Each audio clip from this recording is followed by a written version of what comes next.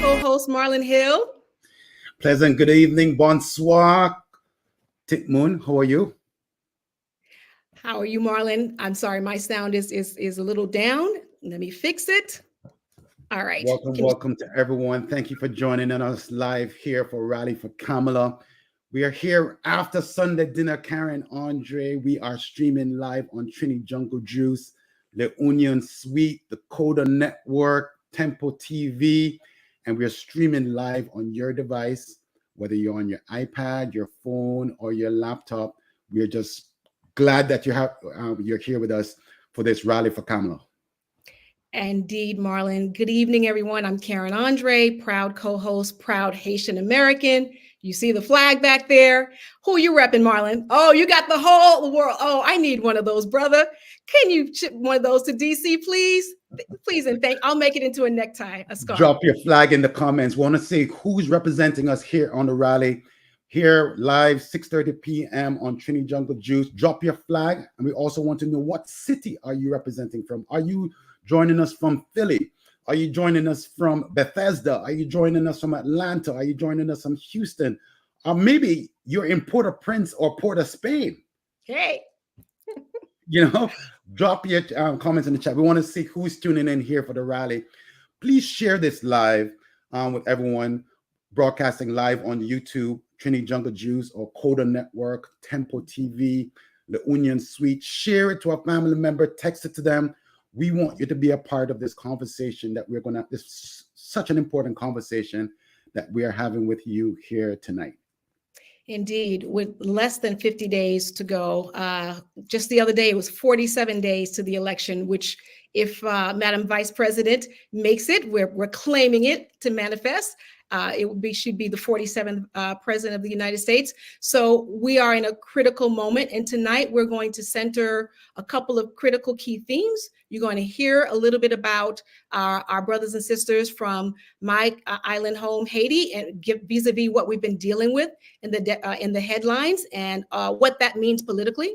And you're also going to hear from people representing across the Caribbean diaspora. And obviously, we're going to have a person from the campaign to talk to us about what needs to happen to get us to those 270 electoral votes. And we'll be weaving in information and education within the conversation. But we have a packed agenda, and we're just so happy to be here. I just want to shout out everyone who is part of Rally Caribbean Americans for Kamala. We are just a group of grassroots volunteers that either have worked in politics or just care deeply about politics, because we understand how politics affects your life from your birth certificate to your death certificate. So we want to make sure that our community is informed, that you hear it from brethren and sistren that you know and love and trust, who have your back. And we are bringing you experts and people who have been in the width and breadth of the political spectrum to center why this election is so important and what you can do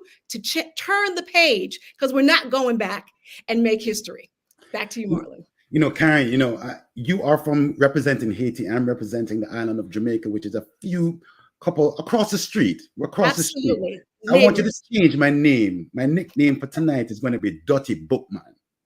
Dirty Bookman. Oh, can I break down why you're claiming that name, or do you want to do it? You tell me. I'm your friend tonight. I'm Dirty Bookman tonight, because that's such an important, significant. Let's just go all the way back to around 1791, maybe 1790, right? And I heard the bang sounds. We're not going back, right? We need to go forward, right? And I left Jamaica, from the hills of Jamaica, with my family, and I'm gonna go over to Haiti to kind of cause some good trouble. Good trouble. Our beloved brother, who was with us in the beginning, in the events that sparked the revolution that became the Haitian Revolution, creating the first ever Black independent republic in the Western Hemisphere. What many don't know is that a maroon, a learned man who could read, hence the name Bookman, somehow, don't know how, but our people are ingenious, made it to Haiti, partnered with this dude named Toussaint Louverture, and a bunch of other rabble rousers that were saying, give me my freedom or give me my death. There was a opening moment called the Bois-Caillemot ceremony, and Boukman and others swore to fight to the death to liberate the enslaved people on the island of then Hispaniola. You know, and some of our speakers tonight, Karen, are going to take us through this historical journey of the connection between the Caribbean and the United States of America. We have well over 4 million conservatively Americans of Caribbean descent, all across the United States of America, in Pennsylvania, in Ohio, in North Carolina, in Georgia, in Texas, California, all over these United States. And we're now getting ready to develop our voting plan. The deadline to register to vote, Karen, is coming up in Florida and Georgia on October the 7th. In Pennsylvania is October 21st. In Wisconsin, October 16th. But tonight, we're going to claim that the voter registration deadline is tonight. Right? That's you right. need to go online to iwillvote.com and register to vote. You need to be 18 years old. You need to be a U.S. citizen. You need to follow the rules of your state, have your rights restored. If you're living, working, studying overseas, and you're of Caribbean descent, you also have the right to vote, actually, as well. So you need to make sure that you're registered. And we're going to be talking a little bit about that process. But tonight is the deadline to register to vote. And we are going to cause some good trouble with some of our speakers and make sure that you are getting ready. Less than 45 days, Karen. It's actually 44 days. 44 days. Early voting starts in many of these states, has already started in Minnesota, already started in Virginia, and will be starting in several other states as well. So we want to get you prepared tonight. We want to thank you for joining us here on Rally for Kamala, streaming live on Trini Jungle Juice on Le Union Suite and Coda Network.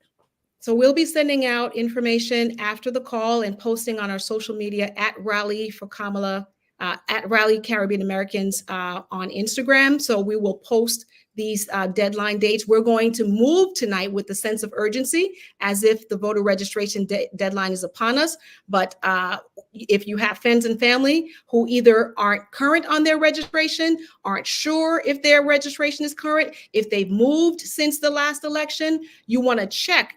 Even if you think you're registered, just double check, because in some states they've had voter purges, and people find out after the voter registration deadline that they've been purged. There's some trickiness, right? Some bad-mindedness happening between last election and this. So these are some of the tricks that are often used to suppress the vote. And the reality, Marlon, is that in many states, we far outnumber, we Democrats, if you're a Democrat, far outnumber the Republicans, which is obviously I'm speaking as a Democrat supporting Vice President Harris, but acknowledging independents can also vote. And so sometimes the reason we don't get our candidate over the finish line is because our turnout, our GOTV, get out the vote, is not robust enough. Or in other words, your cousin decided not to go vote. I think we can talk a little bit later about how close we've seen some elections be decided by some narrow margins because that one person or two person per precinct didn't make it into vote, right? Listen, we want you to grab a cup of mint tea, or grab you a nice cocktail or some water. And we're going to ask Karen now to introduce our first speaker here for Rally for Kamala here on YouTube, courtesy of Trini Jungle Juice and our other streaming partners. Take it away, Karen. Thank you, Marlon. All right. I am so excited to bring this next person to the screen. He is, if not then one of the best and brightest representing Haiti and representing our diaspora. His name is Patrick Gaspard. Many of you may know him as the former U.S. ambassador to South Africa during President Obama's term. Prior to that, he served in the Obama White House as the political director for President Obama. Prior to that, he was the national political director, huge role during the historic Obama campaign in 2008, and then served as the DNC chair during the 2012 election. Are you picking up that this person is a heavyweight? He brings such pride to all of us. I mentioning all of those accolades and accomplishments. Currently, he's joining us as a representative founder of the Haitian American Foundation for Democracy, And I know him in that context, in the previous context, but I know him dearly as my brother. And I know him first as an organizer. On social media right now, you may see young Haitians talking about a famed march across the Brooklyn Bridge that Haitian Americans did in the late 80s because we were improperly, unscientifically, disrespectfully, yet again, labeled in a way that was detrimental to our well-being and patently false. Back then, for those who don't know, the Food and Drug Administration labeled Haitians as one of the 4 groups that were high risk for being AIDS transmitters. That was debunked, just as recent headlines have been debunked. But what I love to share about Patrick is that if you ever see that photo of thousands of Haitians walking across that bridge, know that a young organizer named Patrick Gaspard was in the center of making that happen. Know that he has been trained up by the Jesse Jacksons of the world, by every seminal progressive Black leader you can think of in the last 30 years. He only looks like he's 40, so I don't know how that happened, but I'm dragging on too long. I know he's cringing, but I'm gonna bring on my brother, former US Ambassador Patrick Gaspard, and currently heading up the Center for American Progress, but speaking tonight on behalf of the Haitian American Foundation for Democracy. Welcome, brother. Thank you so much, my dear sister Karen. I don't know if I should just feel thrilled by that introduction or maybe feel a little old. It's a great honor to be able to join my Caribbean American family as we all try to make history with one of our very own. Sac passe. Hey, Caribbeans for Kamala has just the right flavor with enough Scotch bonnets and pickles to light up the world. Amen. Because we're all Caribbean, Karen, that means that we're all used to working many jobs all at once. So I'm going to ask everybody here to do the Caribbean thing and take on so many jobs on behalf of the campaign. But first, can we just get real for a second about what Donald Trump and his MAGA Republican gang are doing to our people, especially my Haitian peeps in Springfield? Yes. We're now 12 days removed from vile attacks launched by Donald Trump on the debate stage against Haitian migrants in Springfield, Ohio. Legal migrants, I should add, to a town that needed revitalization in its dying industries. Migrants who have been embraced by the Republican governor of Ohio, by the Republican mayor of the town, and the decent men and women of Springfield who have embraced them, integrated them into the community, and have partnered with them. I won't repeat Trump's vile and wicked words because they're so damn inhumane. But we know that they've been repeated and doubled down on by J.D. Vance and their agents like Vivek Ramaswamy. These are dehumanizing lies that have been debunked endlessly, but they are effectively wreaking havoc in the lives of hardworking folks. Schools and government offices have been shut due to bomb threats. Karen, you and I know fantastic community service providers who have had their homes raided by SWAT units there. The Proud Boys are walking through the streets of Springfield, intimidating children on their way home from school. And the hate has spread to other Haitian communities in the country and other immigrant enclaves. Every day that this story is top of the news, everyone is at risk. And it's not just the Haitian community. The entire city's been put at risk of violence. And these people, Donald Trump and all of his cohort, are really happy to bring terror into the lives of children because, and here's the trick, and here's the real strategy behind what they're doing here. They want to avoid talking about their own record, their own policies, and their own party. They're not going to stop at Springfield. They're going to keep spreading this hatred. Donald Trump also attacked Venezuelan migrants in Aurora, Colorado, spread lies about them that the Republican mayor there had to debunk. Why are they doing this? They don't want to talk about the fact that J.D. Vance, a few days ago, suggested that he and Donald Trump would let insurance companies discriminate against people again with pre-existing conditions if they win in November. They don't want to talk about Project 2025, their authoritarian playbook that will help them move to ban abortion across the country. And they don't want to talk about the fact that Donald Trump himself killed the bipartisan security bill on immigration that his party was just days away from being able to sign and negotiate. J.D. Vance admitted as much days ago on television when he said they were creating stories to distract and to create attention. The polls are showing us right now that these attacks are not working, that our Kamala has closed the gap on Trump, on how she's viewed on immigration. And we have extraordinary Americans standing up, like Nathan Clark, the father of the little boy Aiden Clark, who died in a car accident that started all of this craziness about Haitians in Springfield.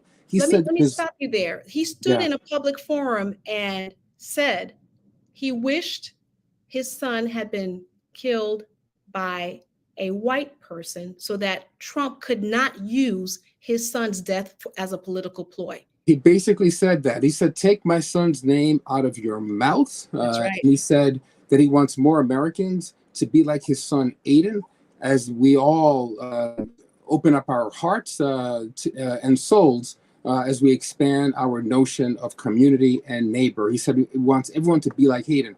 So we all need to be like Aiden in this moment and extend our solidarity to those migrants in Springfield.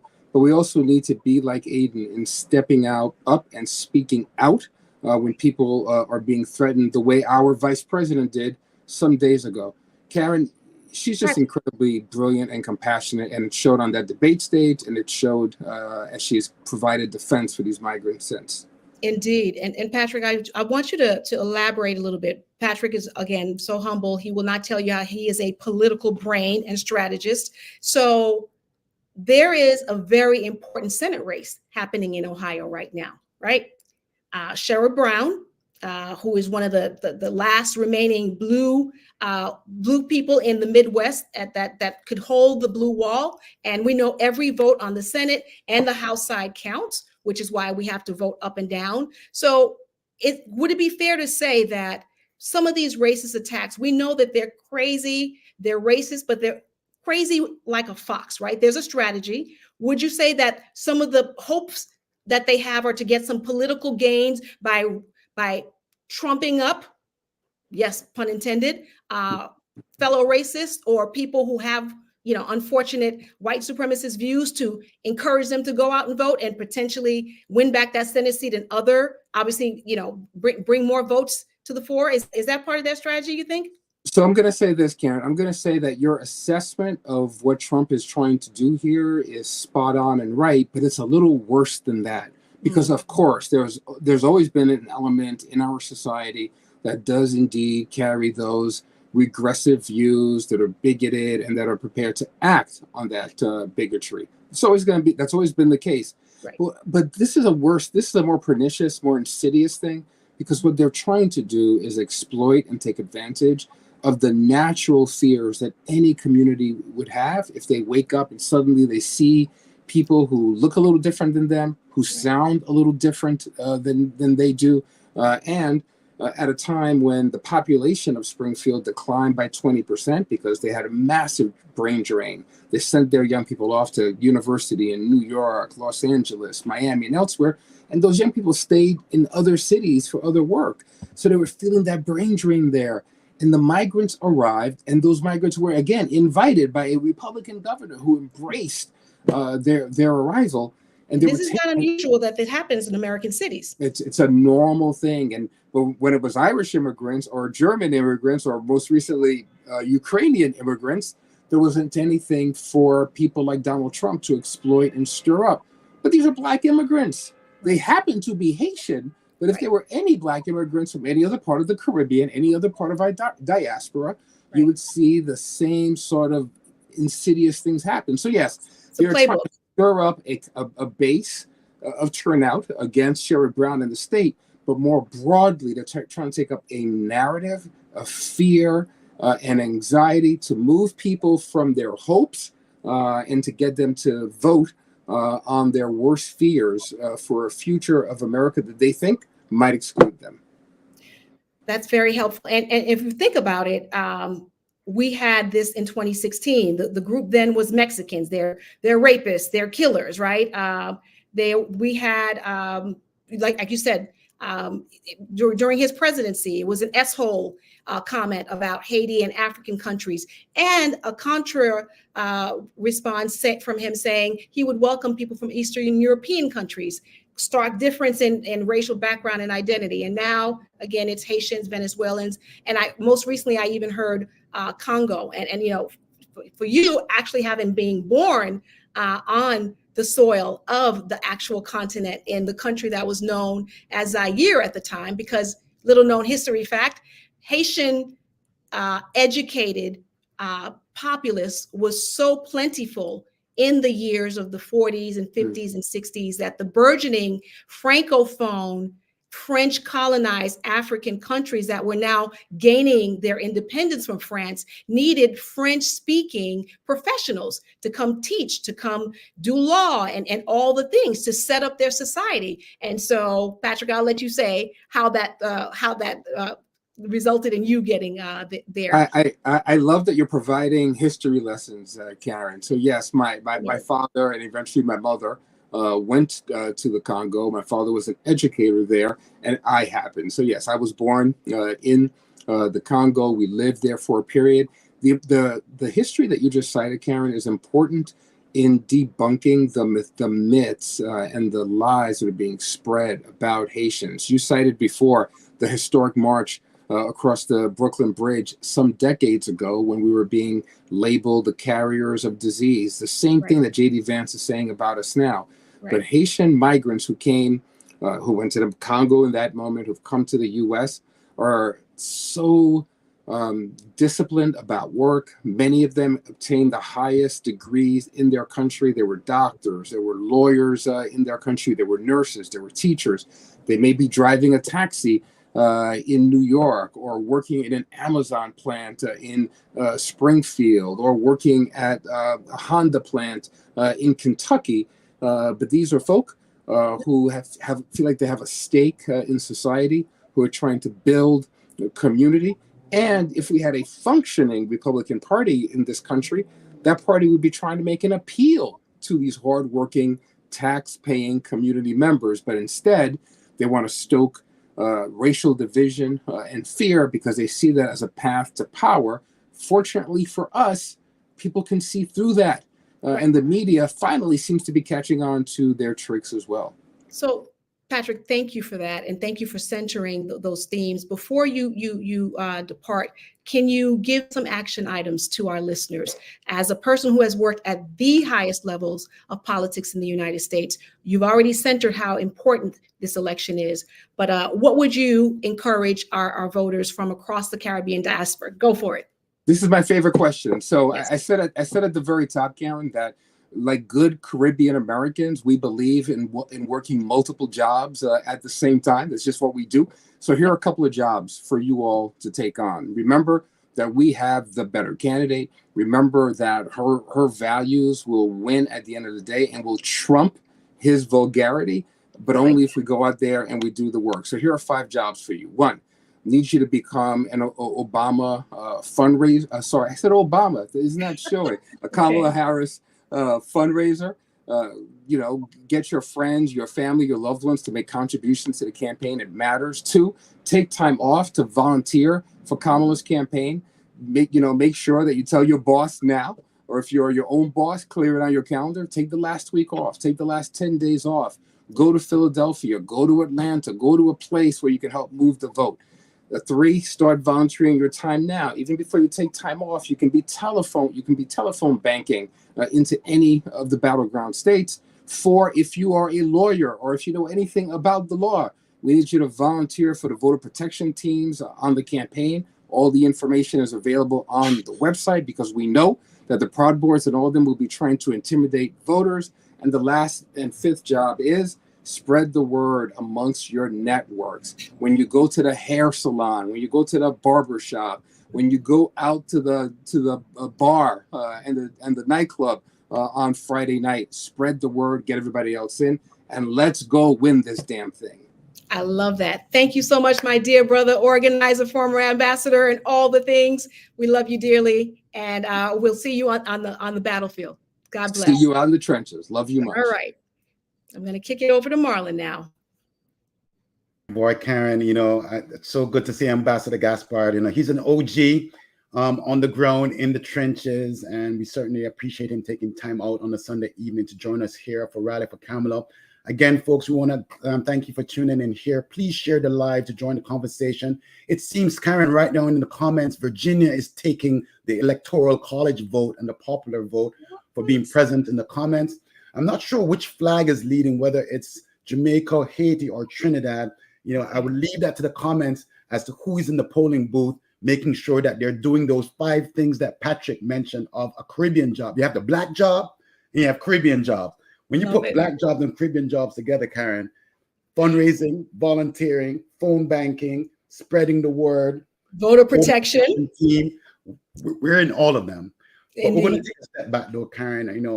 Ambassador Gaspard mentioned a couple of things, but I wanted to ask you, when this conspiracy theory came out and you heard about it as a person of Haitian descent, if you could just take a step back and tell me, what's the first emotion or feeling that you had? I know that I was incensed, and I'm not Haitian, right? So what first came to mind for you? Disgust, right? Pure and utter disgust at how low these political figures are willing to go, how uncivilized. But my core as a Haitian American is never off center. I'm so grounded in our history and proud of my people. It did not hurt me, but it disgusted me. And my pain and my fear is for our people on the ground in Ohio, and it's for our babies that are getting bullied right now, because we know anytime a new group comes in, you're different, you speak differently, you're going to get teased just on general principle amongst the schoolyard, right? But now to have this ugly... This was back in the 1980s, this was also happening, Karen. I was just telling my brother this. He called me. He said, he told my mom that. She said, that didn't happen. I said, oh, yeah, Mom. I told her a story of how that happened to me. Someone made a similar reference from back in the day. And so, but I was so proud as a Haitian. Again, it didn't affect me, but I might have been in the minority. I have a mom who is just, an incredible force of nature when it comes to Haitian culture and history. So I was particularly blessed. But back in the 80s and 90s, particularly in Miami, where many of the Haitians first arrived on the shores, it was blisteringly hard for children and students. I have friends who said for the first 2 years in their lives, they were chased home and mercilessly beaten, just again because they were being different. And this is during the AIDS epidemic and being falsely labeled there. So, and that was a government entity saying that. So it seemed as if everybody took it as gospel until Haitian doctors stood up and debunked it. So yes, we've had students that even killed themselves in Miami. It's a very famous story of a young man who was, in the closet in terms of his Haitianness, and somebody mentioned his sister walked up to him in public and said something to him in Creole, and his girlfriend broke up with him. And he was so heartbroken. You're a teenager, you don't have full sense of, your history and the life ahead of you. This young man killed himself. So these attacks have real world consequences. And serious potential policy consequences if Donald Trump and JD Vance get elected. Putting on your immigration advocacy hat, you have been in the trenches in that world. What are the implications of this? We know that there was a bipartisan border bill that was being proposed and that was killed in Congress. What are the implications of us getting this right in terms of a new way forward for immigration in America, outside the context of these disparaging comments about legal Haitian immigrants in Ohio? Great question. And to be fair, again, legality is fluid, right? Because technically the quote unquote settlers here that came from Europe were not legal, but here we are. They're venerated as founders. And so, and even if a person even entered this country or any country illegally, they are still a human, right? So we can't say we're going to speak humanely about people just because they're legal. I know that's not what you're saying, but just want to always center that. But yes, in my former life, I was a practicing immigration attorney with my own firm in Miami. And so we in the immigration community are very, very concerned as you said, not only was there a border bill that would have better centered the issues at the border that was proposed, but it was Trump, not even his capacity as president, as a former sitting president, that dialed into his Republican minions in the House that said, please kill that bill because it will not be good for him for that bill to pass when he's planning to run for president as he is now. So he's hitting on the migrant issue because he stopped our ability to fix the problem. Because as the vice president said on the Oprah rally recently, he'd rather run on a problem than run on a solution or allow a solution.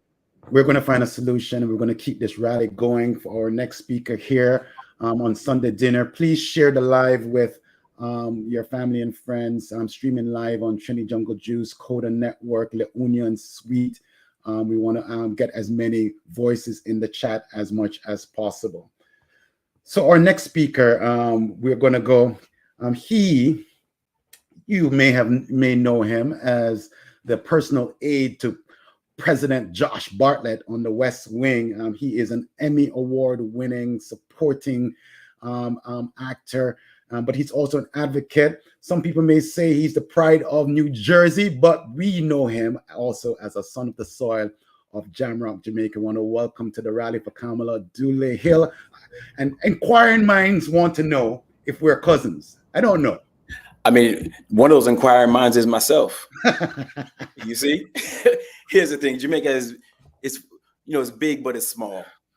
I think if we go back far enough, I'm pretty sure that we must have some relations somewhere. What parish is the family from in Jamaica? Westmoreland. Westmoreland. Mm-hmm. All right, Dule, we're gonna check on that one. But thank you for joining us. Yeah, we're going to sidebar and figure it out. We're gonna sort it out. Well, welcome. Thank you for joining us here on Rally for Kamala.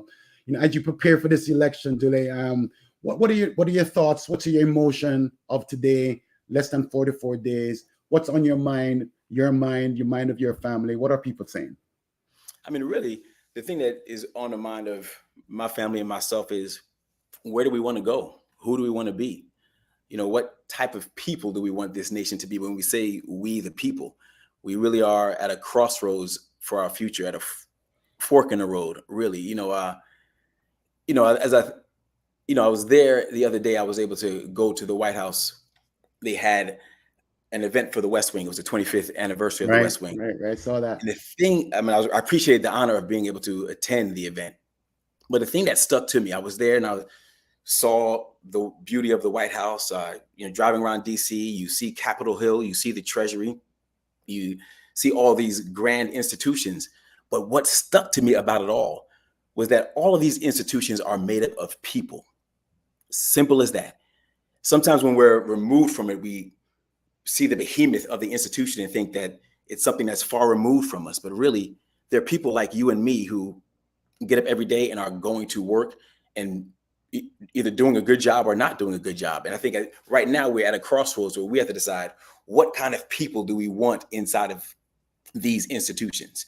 Yeah. Do we want the kind of people that are going to move us towards hope and unity? Or do we want the type of people that's going to continue to stoke the flames of adversity and hate? Do we want the type of people that are going to create policy that's going to create an opportunity for the majority of us? Or do we want the type of people inside those institutions that are going to cater to the wealthy few of us? Right. Do we want the type of people that's going to honor immigration, honor the beauty of diversity?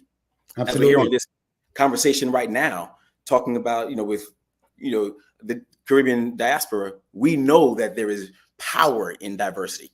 We know there is power in letting people come inside from above. That's my son coming in right now. You know what I'm saying?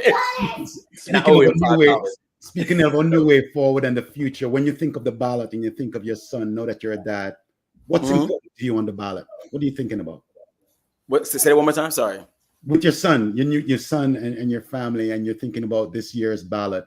What's on your mind for your family when you're starting to prepare for this ballot? It's the type of future that we want. That's really it. It's the type of future. You want to say hello? This is my son Levi. the next generation right there. But when you have children, you think about what kind of future do you want? Simple as that. And we really are at this crossroads right now. We have to see who do we want to be as people? I think that there is power in diversity. There's power in unity. There is power in when you allow different groups of people to come in and have a conversation. You have different points of view.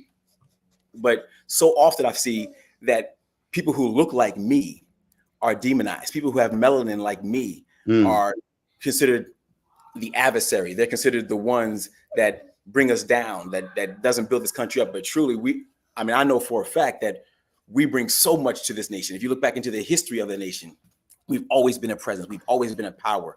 We've always made this country a better place. And even to this day, you can't go anywhere without touching somebody who's from the Caribbean, you know? So I think that's the thing that always sticks in my mind is what are we going to do? What kind of nation do we desire to be? And so when you think of a Vice President Harris as a candidacy, President Kamala Harris, what inspires you about her candidacy, motivates you to do something over the next 44 days on her behalf? I mean, what inspires me, one is, just the fact that we have gotten to this point where we have a candidate who's powerful, who's awesome, who's brilliant, who's phenomenal, who is gifted in every way, and also happens to be a woman, also happens to be Black and East Indian, and also happens to be from the Caribbean, but now has a real space to step into that place. You know, I'm honest, I look back and I see the history of the nation. I say, well, it's not like all the people who've come before us have done this magnificent job. We have so many issues. They've done a good job. Yeah. We have so many issues that we need to overcome. I think it's very clear that we should give Kamala Harris a chance at the seat. Absolutely. Well, listen, Dule, we appreciate you coming on here on a Sunday afternoon, spending time with Levi. That's the new way forward right back there. You see what I'm saying? Levi Hill is on the ballot for sure. That's right. And look, and that's what we're voting for. We're voting for our future. Absolutely. You know, and that's the thing we always have to ask ourselves: who do we desire to be? You know, I love being an artist because an artist always asks the audience or the nation or the people, the community, who do we want to be? It inspires us to connect to our humanity. We make sure that we have empathy for others, and we are losing that as a nation. And right now, we're at a crossroads to say, that's the choice that we have to make. We appreciate you, man. Thank you for being all in for Kamala Harris. Enjoy the rest of the Sunday evening. I don't know what Levi has on the agenda, but it looks like he's ready. He's ready. Thank you, my brother. Appreciate you. All right, man. We'll catch up. All right, man. All right. Thank you so much. Dule Hill, Emmy Award winning actor from The West Wing in the early 2000s, and also he won this award, Emmy Awards, supporting actor, joining us. He could be my cousin. We're going to do some ancestry search, Karen, and see if we are connected by the surname. Well over, Haitians and Jamaicans, Karen, are the number 2 largest Caribbean immigrants across the United States of America. And we live in multiple states and could make the difference in the margins of this election. So we want you to have a voting plan. And I want to kind of bring up now my next guest, who is queued up. She is a startup founder with Avatar Buddy. She is hailing from formerly known as the British Honduras in Central America, now known as Belize. I want to bring up my sister, Stephanie Sylvester, to the stage of the Rally for Kamala. I want to bring her up to the stage right now so that we can talk to her about how she is getting prepared for this upcoming election. So Karen, while we're preparing to bring Stephanie up, how are you? Sure, and it's my absolute. Are you voting by mail or are you voting in person? You're muted, Karen, can't hear you. Apologies. I'm going to be voting in person. I want to feel the ballot in my hand. I'm going to vote up and down the ballot. I want to make sure that I place it in that ballot box, but absentee ballot voting is just as safe, but I plan to take family. So I will personally be strapping some young people to the car and carrying some seniors to the polls with me. I prefer to vote by mail, because I'm a voter protection attorney, so I need the time off so that I can be in my schedule. So are we ready for bringing up Stephanie to the stage for Rally for Kamala? We want to introduce her, our sister from representing the Belizean community across the nation. Stephanie, please join us here on the rally. Hi, Marlon. Thank you for having me. Good evening, my sister Stephanie. What's for Sunday dinner tonight? Salmon and avocado and egg salad. Boy, man, you need some pepper sauce on the salmon, Stephanie. Come on, man. Well, it's cooked Belizean style, so it does have some personality. So listen, Stephanie, I know that you are leading the charge on trying to build a team of responsible voters. What is different about this election for you and as a person of Caribbean descent, and how are you preparing? I think there are a few things that's different this year. One is I'm able to get out the word more and reach more people because I'm leveraging AI to create little clips and videos to push out. So I have about a distribution of about 285 people that I send updates and posting recommendations, and then they post on their social media so that we can expand the reach and we address different topics. So right now we're just go and check your registration.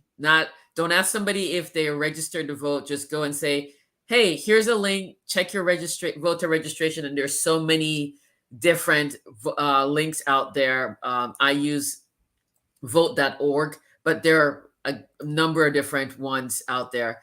And then secondly, just making sure people update their information. If your name's changed, you moved, your signature changed, you need to update all of that information. So and then I'm concerned about immigration. So immigration is the top issue for you on the ballot? Yes. There's two ways. One, in this country, every single person is a descendant of an immigrant. So the anti-immigrant rhetoric is very alarming. And then secondly, when we start deporting people back to their home countries, especially if they've grown up here, it creates a lot of disturbance in their home country. And I remember when there was mass deportation in the early 2000s and what that did to some of the Central American countries. And so I'm very concerned about what that could do again if this were to happen. And so I think that there needs to be responsible immigration. I understand it might seem like unreasonable to wait 17 years to get your green card. But I think we also need to make sure that we're not doing a broad sweep. And without immigrants, this country doesn't exist. Excellent. Well, listen, Stephanie, we appreciate you taking a short break to join us here on the Rally for Kamala. Are you going to be voting by mail? Are you going to be voting in person? What's your voting plan? I'm voting in person. I like to, on election day, I go and I vote in person. I'm going on a trip and I'm making sure that I get back in time to vote. I plan my trip around election day. Excellent. Stephanie Sylvester, representing our Belizean family, startup founder with Avatar Buddy. Thank you for joining us here on the Rally for Kamala. See you out on the campaign trail, Stephanie. Thank you for sharing your voice here on the rally after Sunday dinner. We appreciate you. Thank you, Marlon. Good luck, and we're looking forward to celebrating on November 6th. Absolutely. We'll be in touch. Bringing back my partner in crime, Karen Andre, to introduce our next speaker that we're having queue here for the Rally for Kamala, streaming live at rallyforkamala.com. You're on mute, Karen. Come on, man. Dr. Bookman is going to give you some licks. 4 years of a pandemic. You'd think I'd get it together. Apologies, massive. So our next speaker is going to share some thoughts and wisdom. She is a powerhouse in the entertainment industry. She is a publicist. She hails from the spicy island of Grenada, but you all may know her, some of you all who are in the Beehive, as the publicist for the Beyonce Cardinal Knowles. So we're going to load up a message from Yvette Noel Shore. to speak with fellow Caribbean Americans about this monumental election. To me, there's a clear choice in this election, and it's Kamala Harris. I think she's the only person that will stand up for us. But before we get into why I think you should vote for her, I just want to say that as fellow Caribbean people, we must stand up for our Haitian brothers and sisters. It has been way too long that we stood by the side and watched and listened as people ripped Haitians, their culture, their history apart. No more.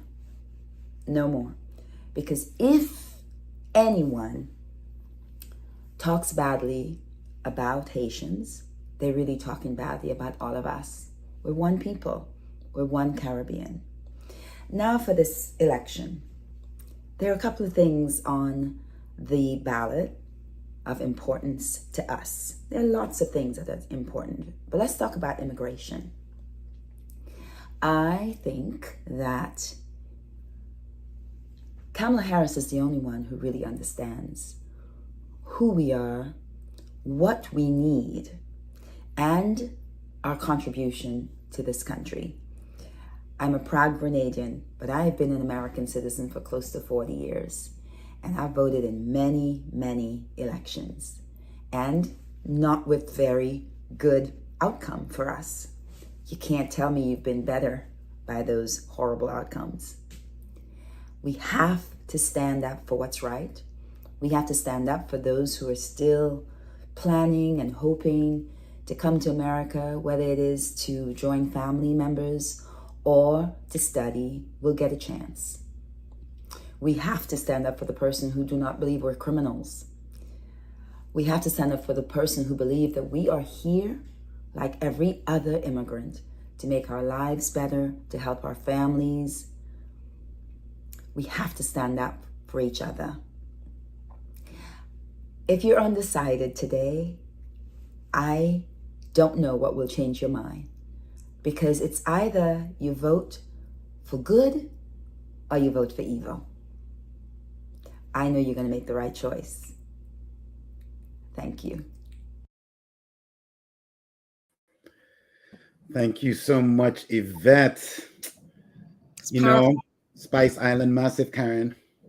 Jab, jab. Jab, jab. I felt that straight in the heart. I got chills. And it just goes to say the one love theme is real, right? Yeah.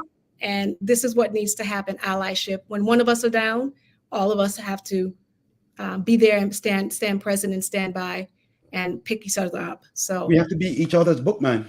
amen. Amen. Keep the cutlass and the machetes nice and sharp. You got to stay ready and get ready and stay ready. That's right. As always. And if you need to don yourself with some oil, mud, and powder, then that's what you need to do to get the job done. Get ready. But we want to thank you again for tuning in. If you're just joining us here on rallyforkamala.com, we appreciate you. Our partners streaming live on Trini Jungle Juice, Coda Network, Tempo TV, and all the other platforms on your device. We want to thank you for sharing your Sunday supper with us here in support of Vice President Kamala Harris and Tim Walz. The election is less than 44 days to go. Early voting has already started. And we have a very special guest that's coming up right now to share her thoughts as to why she is also joining the rally. Coming up right now here on rallyforkamala.com, our very special guest. Wait a second, who this? Don. It's me. Nisha. Yeah, tell me. What's going on, sister? We're here. We're trying to show solidarity in what needs to happen for the future. There are lots of conversations. For those folks who may not have met our very special guest that is just shaking the ground here on Rally for Kamala, Donisha Prendergast, my sister, granddaughter of the Honorable Robert Nestor Marley of the island of Jamaica. Welcome to the rally. What has inspired you to come and give us some greetings and some thoughts on this election, Denisha. Well, right now you might hear some music in the background. I'm hosting an event called Simmer Down Sundays, which is important for us to create a space for all generations to soak in our culture.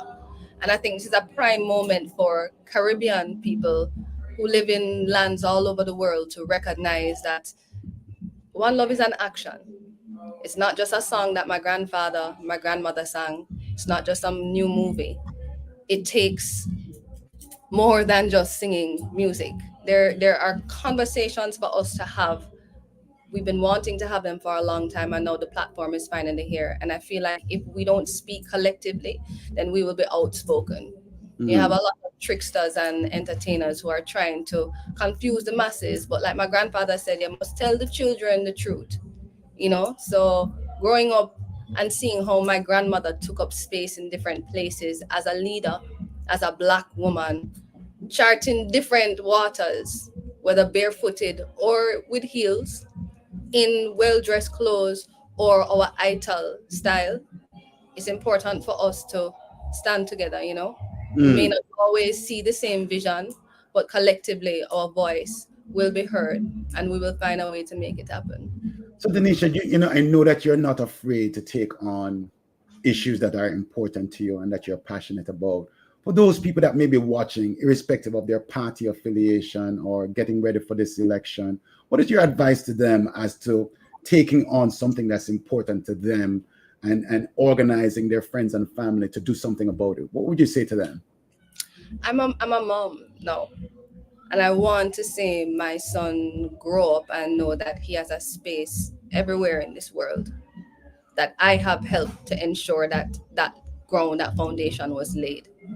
We live one time, and so live out loud and live with purpose. Don't just let life pass you by. Right now, we're talking about developing nations because our world is still new.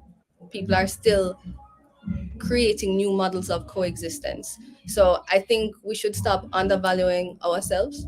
Take yourselves a little bit more seriously, because our ancestors had much less than we have and were able to do so much more. So who are we today? What can we do? What our tools are?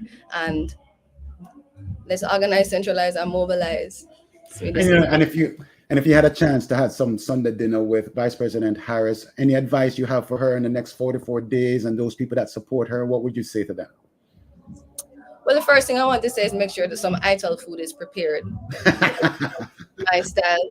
And we have to eat healthy so that we can think healthy. And there are a lot of conversations that I would love to have with her to really hear the in between the lines of what she's saying. I have a lot of confidence that as a woman who come from roots like ours, there's some revolution in there more than she's able to say now. So Kamala, we're looking for the revolutionary spirit. See? Excellent. Denisha, thank you for tuning in here. I know that you are hosting Simmer Down right now, but we're not simmering down right now, Denisha. No, but we're ramping up. We're ramping up. But you see, it's a slow bubble. Sometimes you got to it's a slow bubble. Do I put the Scotch bonnet in right now? Right now is the right time because the pot is about to look now, man. Our style nice, So we're looking forward to Kamala to come take up some space and do the things that we know that the rutical ones would do. Excellent. Denisha Prendergast, thank you for joining us here on Rally for Kamala. We so appreciate you and your passion, and blessings to you and your family. And we so appreciate you coming into the rally to drop your little Scotch bonnet into the thing. Just a little Scotch bonnet. A little. Yeah, man. Right. We appreciate you. Blessings. Right. Yeah, man. Blessed love.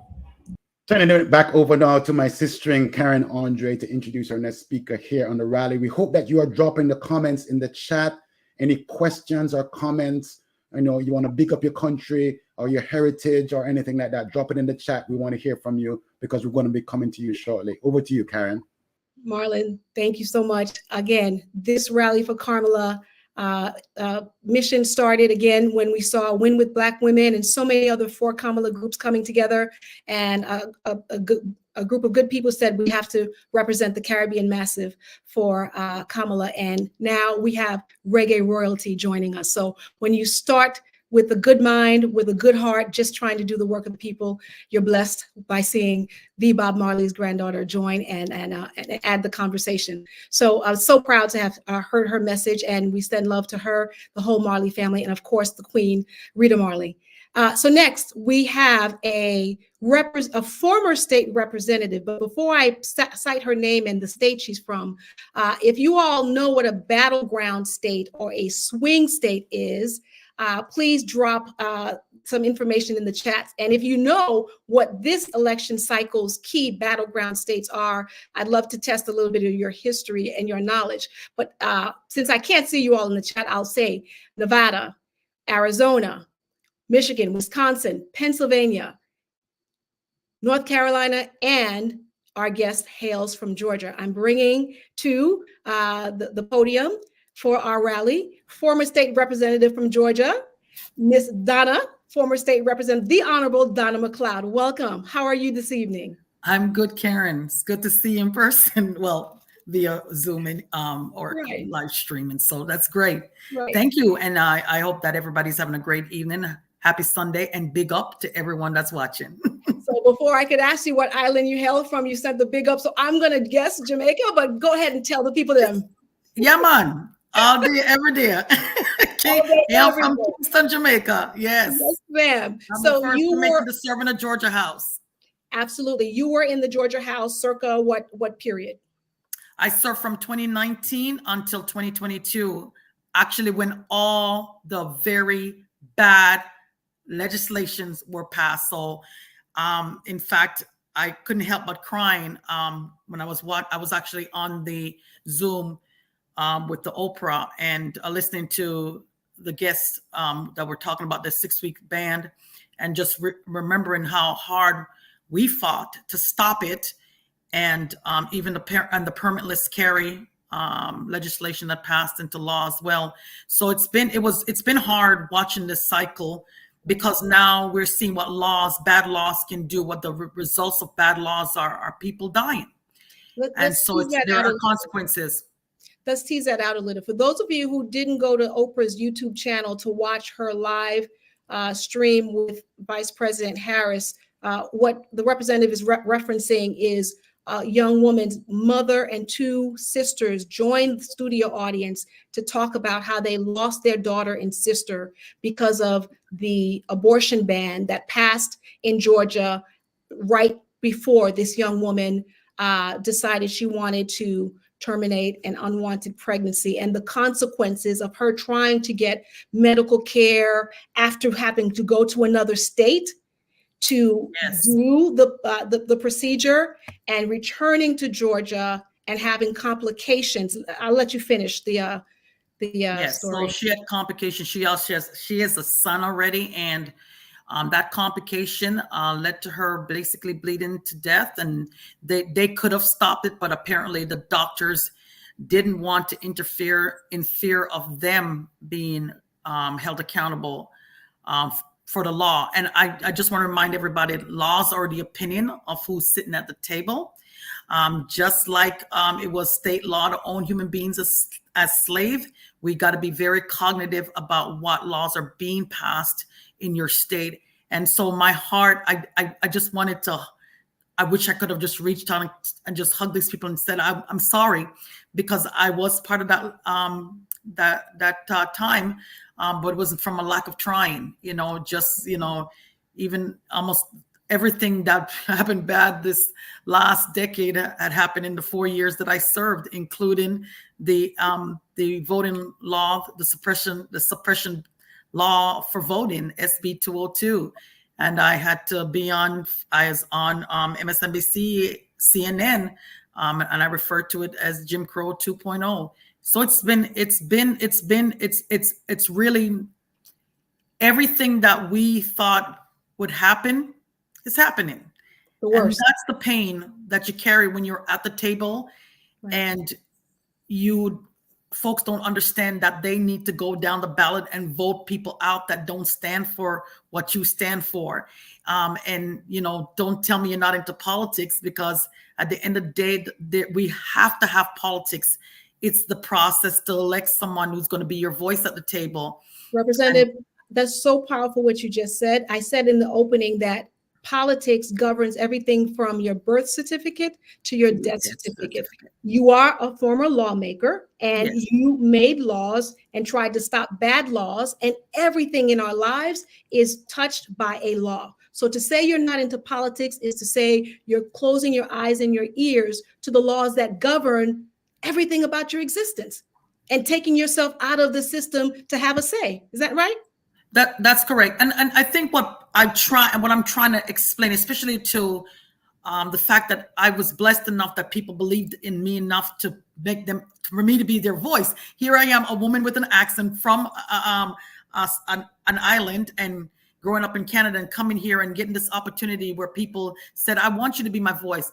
And what I'm trying to really express to folks is that politics is separate from governance, right?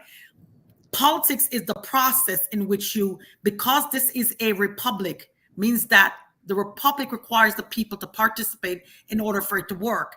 Right. The reason why you get involved in politics is to elect that person to be your voice. And the governance part is how they use your money, because you're being taxed. And taxation without representation in 1773, this country went to war for. And so it is important that we understand that the money that's collected in taxation, that the money is to be used for services to you. So we collectively say some things we don't want to pay for every day, like riding on a road. If it's a for-profit road, you're going to pay a toll. That's right. If you want to ride a road that is not for profit, that's why we contribute. And it's so many levels with education, healthcare. It's so many levels that the government govern your money to ensure that you get services you need. And I'm really trying to get that people understand. Stop telling me you're not in politics, because politics is just that process. And then we have to govern on behalf of the people we serve. It's a beautiful point. And we want to make sure that the people we elect can govern, can lead, because if you look back to the year 2001, again, who was in office when 9/11 happened? When you look at Katrina, look at the response, right? So we can't assume that during any 4 years of any elected official's term that it's going to be smooth and easy, and things that may happen, natural disasters, wars, famine, and you want a person in office that has the values and the leadership and the ethics, right? To lead in those times, because lives can and will be lost during, i.e. COVID. Oh, yes. And I was a sitting legislator at the time as well, just going through some of the pain of my constituents who the Department of Labor here failed them with unemployment. We were out there in mass trying to get the doors open. It was a mess. And that's where leadership matters. And people need to understand who is on their side and who's not on their side. Do not vote against your interests, because at the end of the day, that money is going to be spent.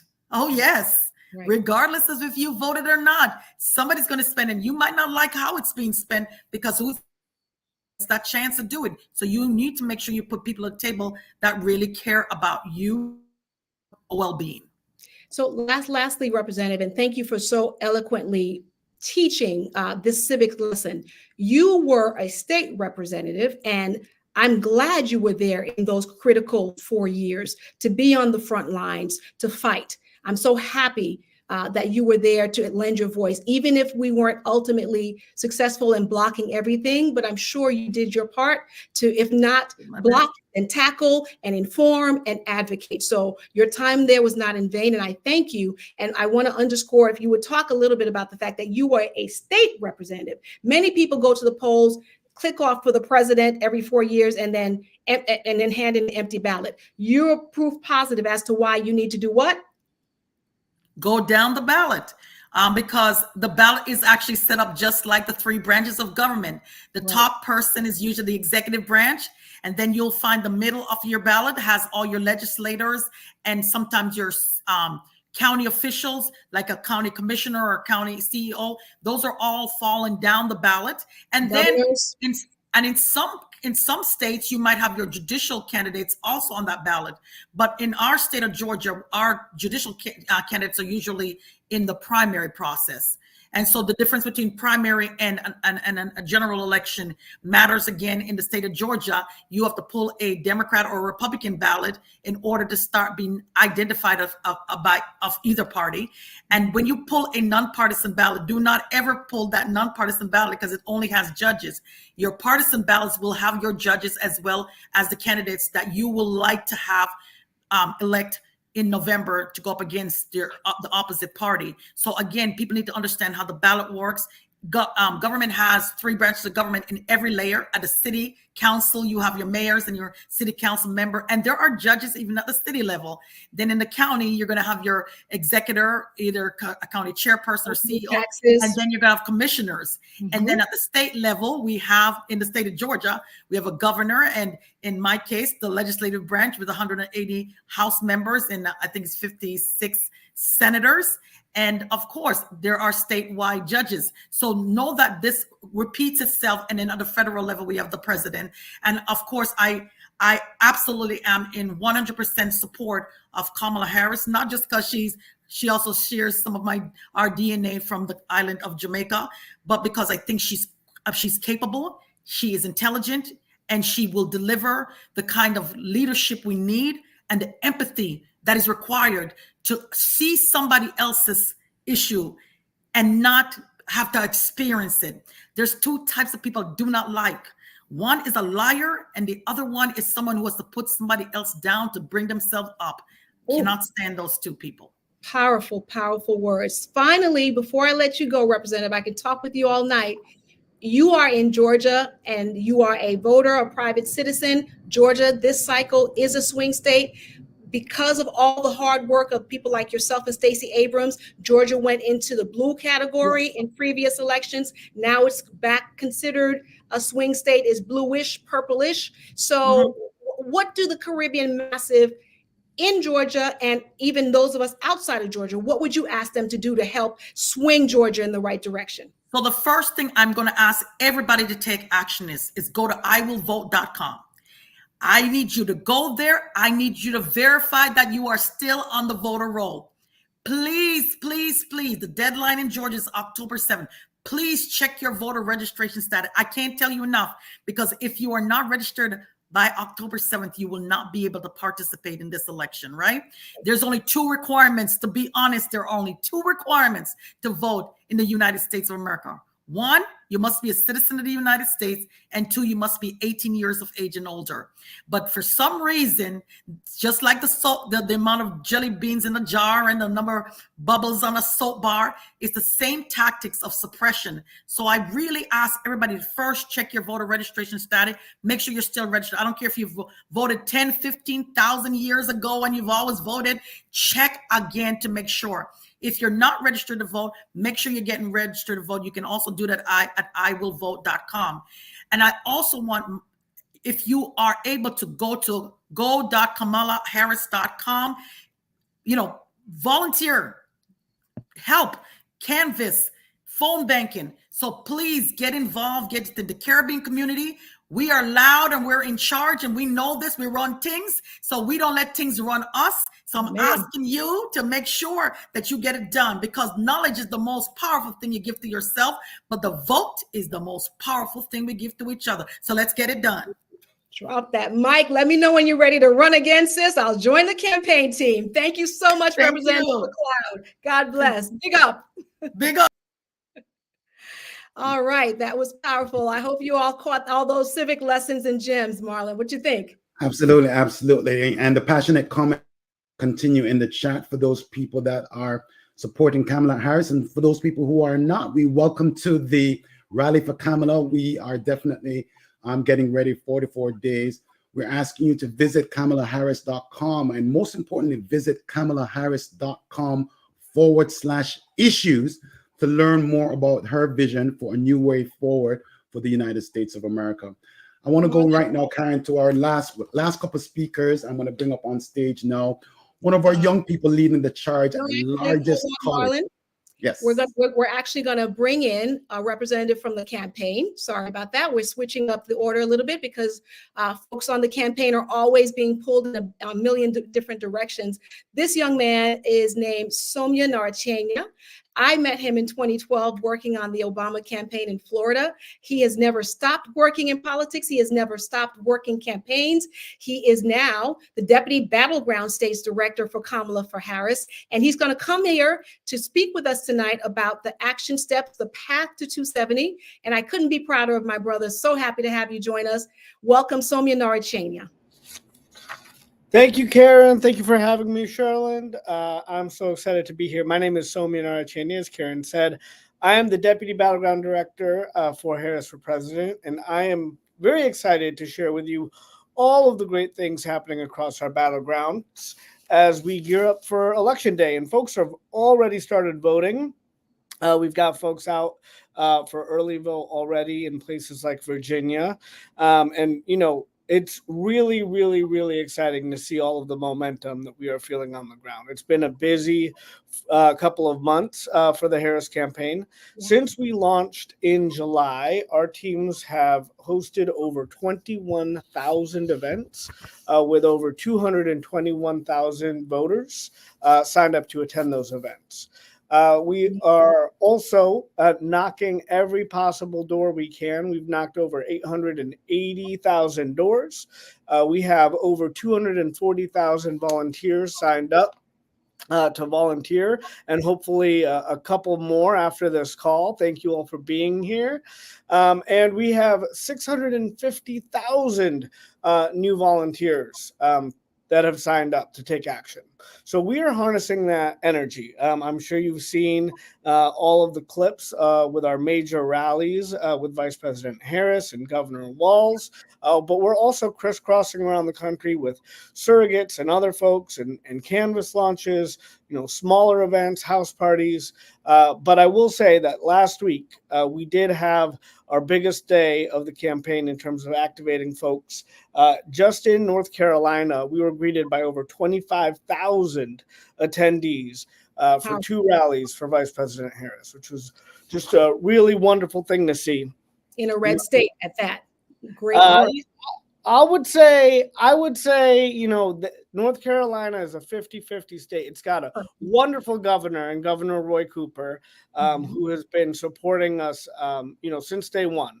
And the enthusiasm is palpable in North Carolina, but also in Georgia, also all across these battlegrounds. So, you know, it's hard to believe that we only have 44 days left.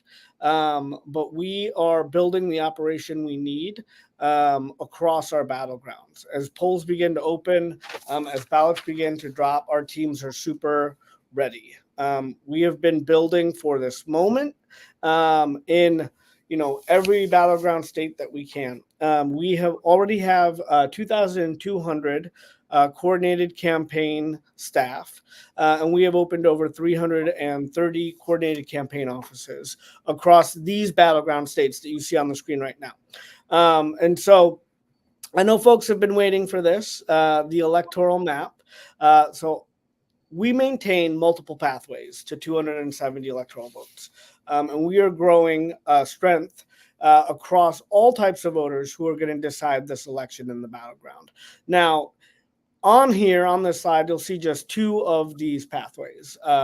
We are working hard in the blue wall states of Michigan, Wisconsin, and Pennsylvania, but we are also competing in the Sun Belt, in Georgia, in North Carolina, in Nevada, in Arizona. Over 122,000 volunteers have taken action with us in those blue wall states that you see there. While we also launched this campaign in the Sun Belt with over 112,000 volunteers who have taken action in the Sun Belt.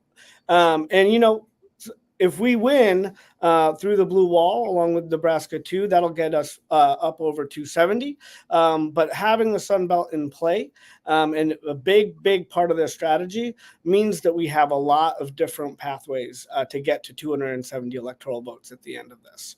But we are going to need your help to do that. We're going to need you to get into these states, knock on some doors. We're going to need boots on the ground for our early vote strategies, for our GOTV efforts.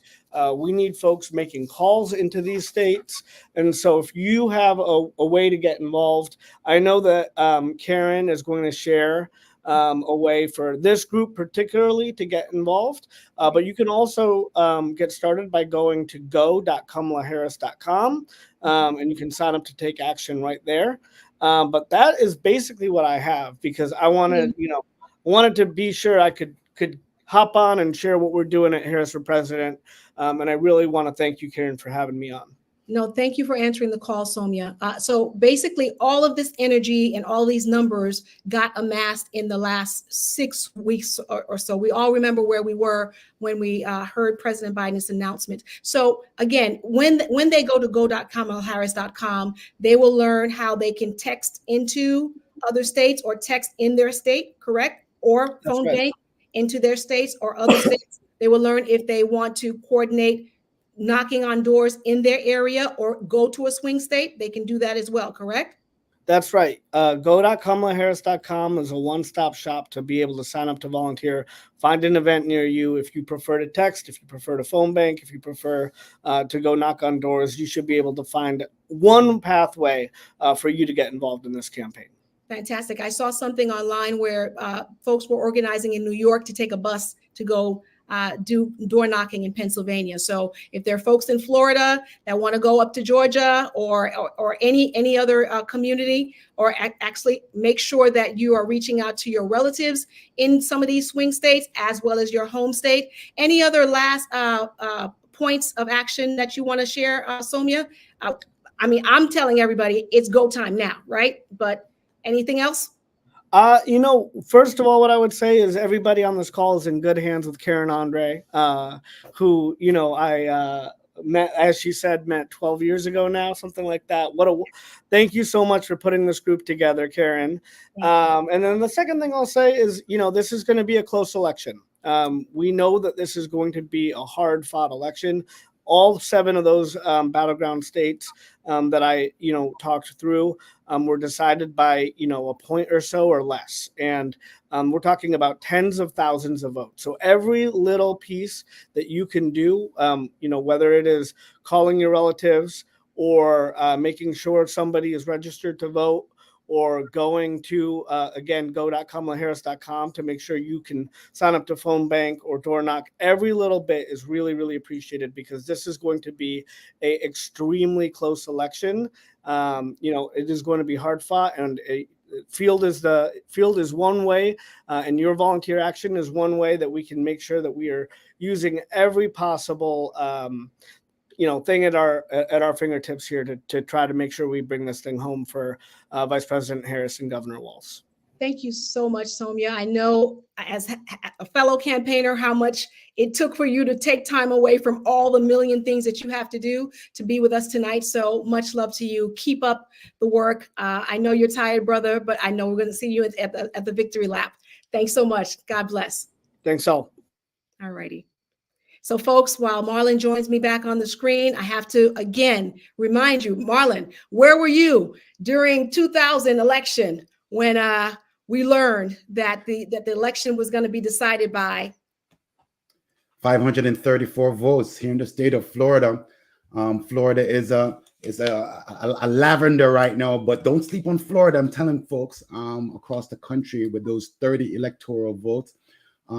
Folks need to realize, Karen, that the elections are won on the margin. You see how passionate the comments are in the chat. Everyone has their side that they're picking and the reason why they pick their candidate, and we respect that. But we are here for the rally for Kamala Harris and Tim Walz, and we're showing passion for her. Soumya talked a little bit about the ground game of the states that are important to us. And as a part of the American landscape, persons of Caribbean descent are a big part of that. And as we wind down this rally, in the chat, we want to get everyone ready. over the next 44 days to vote. And we want to bring in one of the most important constituencies of a new way forward in America and the future of America. The last speaker of our rally this evening comes to us from Miami-Dade College. She is going to be a first-time voter. You need to be 18 years old. You need to be a U.S. citizen wherever you are in the world, whatever campus you are on, whatever college you are on across America. You are part of the new way forward, and I want to welcome to close us out for the rally for Kamala Lusant from Miami-Dade College. What flag are you representing, Kamara? Hi. I'm representing IUT, the Haitian flag. You know, what a way to punctuate a beautiful evening, Kamara. Thank you for making time from your church services and duties to kind of close us out. When you think of this election and this being your first time on the ballot, what emotion come to mind? Honestly, hope, but also fear. Fear for our democracy, what it can be, but then hope for the future and what it also can be. I have hope in the people that we will look back at where we came from, we as a nation. Why did our founding fathers find this country to have a voice? Why did Haitians, revolt and break away from slave owners to be able to have their choice and have their vote? It's all about the fight that is to come. And this election is truly, I believe, a pivotal point in American history for the fight that is going on in this 21st century. Well, Haitians fought for our freedom well over 200 years plus in this hemisphere. When you think of preparing yourself for the ballot to go and early vote or to vote by mail or to vote in person, I know that Miami-Dade College has its own precinct and early voting location. What are you fighting for on the ballot, Kamara? I'm fighting for immigrations, of course, the immigration laws, to treat everyone as equal. I am fighting for climate change to ensure that the future that is to come will have somewhere to call a home, somewhere that they can enjoy. And I'm also fighting for gender rights and women rights in terms of abortion laws, that everyone is able to have the choice to make a decision that needs to be made. This country was founded, like I said, on that choice. Whether we come from different religious backgrounds, each person are unique to their own personality. Wow. And when you think of a candidacy of a vice president, President Kamala Harris, and you say that out loud to yourself and your family and friends, what's the first thought that you have of what inspires you about this election? The way that Kamala carries herself, she truly stands for what is right. She truly strives for, justice for the people, no matter what it may look like. And I think to have an African American woman that can stand in her truth, even during the debate, to see how she was able to keep her composure and just constantly reassure us with facts and reassure us on where she stands with us, it was just beautiful. And I feel extremely proud to be able to look at her and see the future, but then also see myself in the present. Excellent. Well, listen, Kamara, we greatly appreciate your time being here. Sample ballots to prepare for your ballots come out on September the 30th. We hope that you will take time with your friends and your family to prepare yourself to participate in this historic election. Good luck to you and your studies. Thank you. Have a great evening, Marlon. Thank you so much. Kamara Lusant, student at Miami-Dade College, the largest democracies college, the largest college in the United States of America. She's going to be a first-time voter. Karen, take us back when you were a first-time voter. And Karen, what was that like?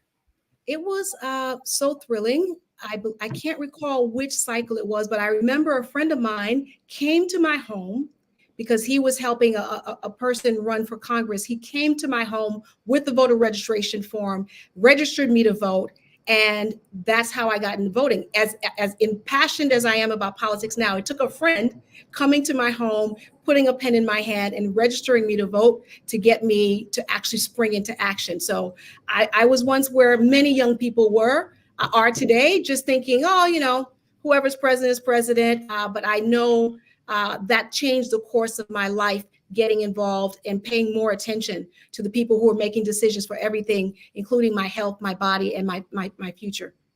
Well, you know, Patrick Gaspard, that began our rally and our conversation here this Sunday evening with 5 things that we need to do something over the next 44 days. You know, wherever you side on the political spectrum, this is really all about your voice and your power, because we have the equal currency. Billionaire or person that's working hard on the manufacturing lines have the same currency as it relates to a vote. So we're encouraging you to go to iwillvote.com, check your voter status, update your address, update your signature, make sure that you're on the voter rolls, because you can't have an impact or a voice without first having to do that. The deadline to register to vote, Karen, is October the 7th for Florida and Georgia. But here on the rally, the deadline to register to vote is right now. Tonight, whether you're in Port-au-Prince, Port of Spain, Bridgetown, or your whatever city that you're in, as a U.S. citizen, let's not get anyone in trouble. As a U.S. citizen, for sure, right? But you need to be registered to vote to make sure that you can have your say in this election. And then you have to come up with a plan. And also, don't forget Port of Spain or Port-au-Prince, votefromabroad.com, right?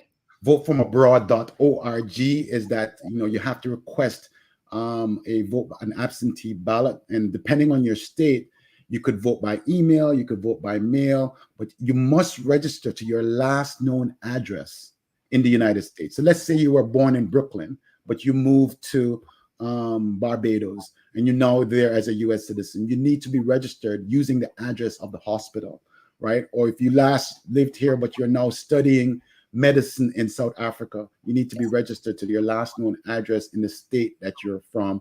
So go to votefromabroad.org for more information. And depending on your state, you can vote by mail, you can vote by follow the rules of your state as to how to vote by mail. Please make sure that you sign the ballot, you place a date on the ballot, and you put your contact information on the ballot as well, just in case any issues with your vote by mail ballot. And obviously, some states offer early voting. Here in the state of Florida, where I am, Karen, you are in Maryland right now. You may have early voting. Early voting starts in about 30 days, actually, on October the 21st, 7 a.m. to 7 p.m. You can go to any location during early voting here in the state of Florida, but check the rules for your particular state. It is your responsibility of a voter to do the research and to get prepared. Do it with family. Do it with friends. Do it as a group. Do it with your book club to get prepared to participate in this election. We should leave no stone unturned. We cannot just make an individual plan. Like I said, I'm strapping people to the roof of the car. I'm going to do what my friend did for me many eons ago and make sure I register voters and also help my family and relatives fill out the ballot from top to bottom. And I'm pledging to personally carry people to the polls. And coming out of the town hall with Oprah and the vice president that I had the honor of representing Caribbeans for Kamala in the room, I can tell you I left there feeling like I'm not doing enough. So I will be personally phone banking. I will be personally going to knock on doors. And I can tell you, you remember in 2008 in Miami, running the Liberty City and Little Haiti offices, there are doors that we knocked on that the persons were not going to vote, even with a historic figure like Barack Obama on the ballot. And because someone came to their door and encouraged them or debunked some misinformation that they had heard, we turned out more voters. And by the time election day happened, all the votes had been cast during early voting. And I know some people are tired of me sharing my historical points, but there are babies on this call who don't know some of these things that some of our more learned, seasoned people do. Early voting is a direct result of labor unions fighting to give working people access to the ballot. Because when it used to be one day to vote, from 7 a.m. to 7 p.m., if you were doing a shift job or if you overslept because you worked from 3 a.m. till whatever, you missed it. So labor unions fought so that the people right, could have a period of days, 5, 7, 10 days, wherever in your state that you can go to vote, so you're not left out of the democratic process. Because as someone else said in the chat, all politics is local. So it's also who is funding your school system where you live, who is taking care of the roads and the street lights where you live, who is taking care of the ports, who is managing all this flooding that's happening in Miami or different states. Those things are often handled at the local level. So we have to vote from our city, county, state, federal, and we can leave no stone unturned. Democracy is not a spectator sport. We got to get in the game. We got to get on the field. In the spirit of Toussaint Louverture and Dottie Bookman, when we fight, we win. And when we vote, we win. So listen, we need you to go to KamalaHarris.com right now and learn as much about the background of the candidate and the issues that are there. Volunteer, text, phone banking, because you need to make sure that you put your fingerprint on this election. And we want to thank our streaming partners, Trini Jungle Juice, Coda Network, Jamaicans.com, Le Union Suite, and of course, the people that took some time on their Sunday dinner to join us here in the comments, especially for those of you who have decided to support the candidate that we are supporting, Vice President Kamala Harris and Governor Tim Walz. We look forward to seeing you soon back here. Please check in at rallyforkamala.com. Subscribe for other updates as we prepare to make history in this election over the next 44 days. Thank you for tuning in and joining us tonight. Thanks, everyone. Thank you, Marlon.